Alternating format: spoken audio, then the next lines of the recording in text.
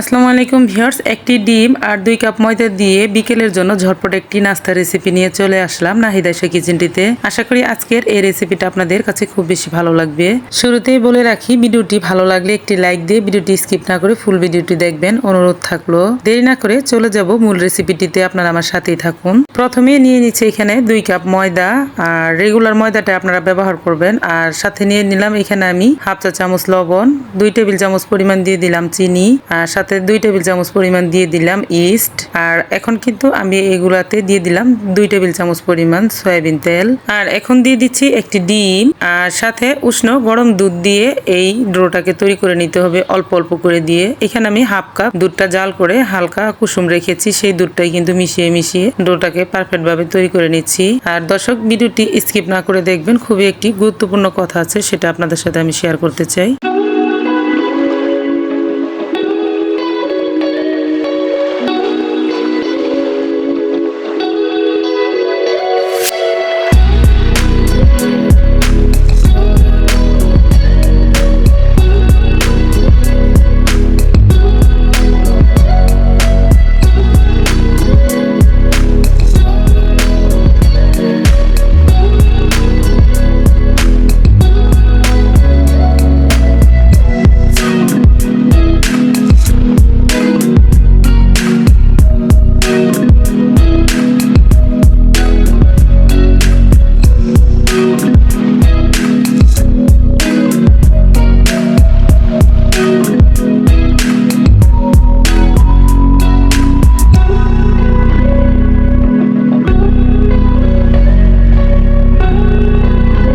বেশ কিছুক্ষণ মাখিয়ে নেওয়ার পর দেখতেই পাচ্ছেন এখন কিন্তু আগের মতন আর নরম নেই। মাখতে মাখতে এটা কিন্তু এখন এরকম সফট হয়ে গেছে আর হাতে লেগে যাচ্ছে না। তাই এই পর্যায়ে কিন্তু আমি একটি ঢাকনা দিয়ে ঢেকে রেখে দিয়ে তারপরে কিন্তু এটা 30 মিনিটের জন্য রেস্টে রেখে দেব।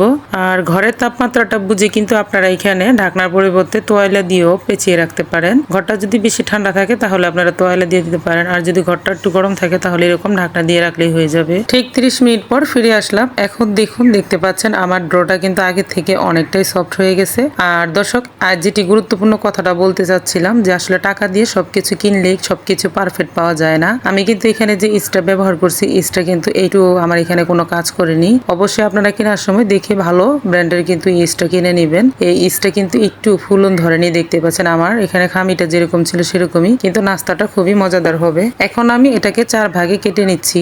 আর এখন হাত দিয়ে গোল গোল শেপ দিয়ে হালকা একটু ময়দা ছিটিয়ে, খুব বেশি মোটাও না খুব বেশি পাতলাও না, একটা মাঝারি সাইজের একটি রুটি তৈরি করে নিচ্ছি। আর আলতো হাতে বেলে নিতে হবে, যাতে করে এটা খুব বেশি খাস্তা হয়ে না যায়।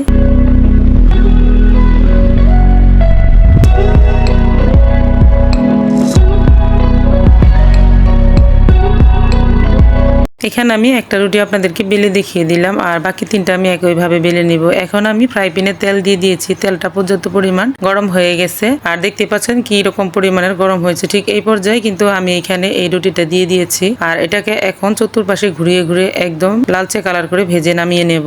আর এভাবেই নাস্তাটা তৈরি করলে খেতে কিন্তু খুবই মজাদার হয়ে থাকে, আপনারা একবার খেলেই কিন্তু বুঝতে পারবেন।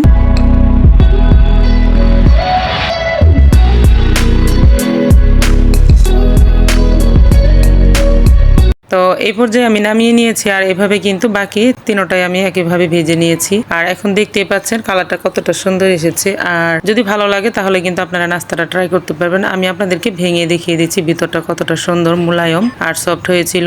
আর দর্শক, এই নাস্তাটা কিন্তু আপনারা চাইলে টমেটোর সস দিয়ে অথবা এখানে মাংসের ঝোল দিয়েও কিন্তু নাস্তাটা খেতে পারেন। আর খেতে কিন্তু অনেক টেস্টি হয়েছিল, অবশ্যই একবার হলেও ট্রাই করে দেখবেন। যদি আমার এই ভিডিওটি ভালো লাগে তাহলে চ্যানেলটিকে সাবস্ক্রাইব করে পাশে থাকবেন। আজ এই পর্যন্তই, আরো একদিন চলে আসবো নতুন কোনো রেসিপি নিয়ে ইনশাআল্লাহ। ততক্ষণ পর্যন্ত আপনারা সকলে সুস্থ এবং ভালো থাকবেন। ধন্যবাদ। আল্লাহ হাফেজ।